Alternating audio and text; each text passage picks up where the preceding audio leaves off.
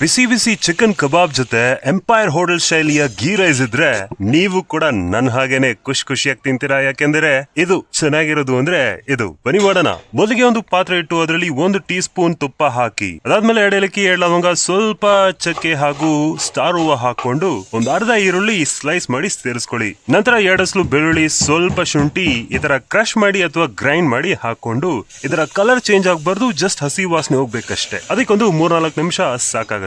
ನಂತರ 1.5 ಕಪ್ಗಿಂತ ಸ್ವಲ್ಪ ಜಾಸ್ತಿ ನೀರು ಹಾಗೂ ಉಪ್ಪು ಸೇರಿಸಿ ಕುದಿ ಬಂದ್ಮೇಲೆ ವಾಶ್ ಮಾಡಿ 20 ನಿಮಿಷ ನೆನೆಸಿಟ್ಟ ಜೀರಾ ಸಾಂಬಾರ್ ರೈಸ್ ಹಾಕೊಳ್ಳಿ. ಆಮೇಲೆ 1 ಸ್ಪೂನ್ ಮೊಸರು ಹಾಕೊಂಡು ಚೆನ್ನಾಗಿ ಮಿಕ್ಸ್ ಮಾಡಿ ಮುಚ್ಚಿಟ್ಟು 1-2 ವಿಸಿಲ್ ಹೊಡಿಸ್ಕೋಬೇಕು. ಆ ಪ್ರೆಷರ್ ಹೋಗೋಷ್ಟೊಳಗೆ ನಾನು ಒಂದು ಸಿಂಪಲ್ ಆಗಿ ಒಂದು ಚಿಕನ್ ಕಬಾಬ್ ಕೂಡ ಮಾಡ್ಕೊಂಡೆ. ಇದು ಎಂಪೈರ್ ಹೋಟೆಲ್ ಶೈಲಿಯ ಕಬಾಬ್ ಅಲ್ಲ, ಮಾಮೂಲಿ ಕಬಾಬ್. ಈಗ ಇಲ್ಲಿಗೆ ಬಂದ್ರೆ ರೈಸ್ ಪರ್ಫೆಕ್ಟ್ ಆಗಿ ಬಂದಿದೆ. Check that out. ಈಗ ಅವ್ರು ಸರ್ವ್ ಮಾಡೋ ತರನೇ ಒಂದು ಪ್ಲೇಟ್ ಹಾಕೊಂಡು ಸರ್ವ್ ಮಾಡ್ಕೊಂತಿದೀನಿ. ಇದು ಎಂಪೈರ್ ಹೋಟೆಲ್ ಮಾತ್ರ ಅಲ್ಲ, ಶಿವಾಜಿನಗರ್ ಚೌಕಲ್ಲಿರುವ ಹಲವಾರು ಹೋಟೆಲ್ ಗೀ ರೈಸ್ ಇದೇ ತರ ಮಾಡ್ತಾರೆ. ಕೆಲವರು ಇದರಲ್ಲಿ ಯೆಲ್ಲೋ ಕಲರ್ ಹಾಕಿರ್ತಾರೆ, ಆಮೇಲೆ ಕೆಲವರು ಡೆಕೋರೇಷನ್ ಗೋಸ್ಕರ ಸ್ವಲ್ಪ ಫ್ರೈಡ್ ಆನಿಯನ್ಸ್ ಮತ್ತು ಕೊತ್ತಂಬರಿ ಸೊಪ್ಪು ಹಾಕಿರ್ತಾರೆ. ಅಷ್ಟೇ, ಬೇರೆ ವ್ಯತ್ಯಾಸ ಏನು ಇಲ್ಲ. ರುಚಿ ಹೀಗೆ ಇರುತ್ತೆ. ನಾನಿಲ್ಲಿ ಜೊತೆಗೆ ಒಂದು ಸಿಂಪಲ್ ದಾಲ್ ಹಾಕೊಂಡಿದೀನಿ. ಬಟ್ ಗೀ ರೈಸ್ ಮತ್ತು ಚಿಕನ್ ಕಬಾಬ್ ಇದ್ರೆ ಸಾಕು ಗುರು. ಅದಕ್ಕೇನೆ ಈ ಕಾಂಬಿನೇಷನ್ ಅಷ್ಟು ಫೇಮಸ್ ಆಗಿರೋದು. ಸೊ ಈ ಗೀ ರೈಸ್ ಖಂಡಿತ ಟ್ರೈ ಮಾಡಿ, ಹೇಗಿತ್ತು ಅಂತ ಕಮೆಂಟ್ ಮಾಡಿ ತಿಳಿಸಿ. Thank you.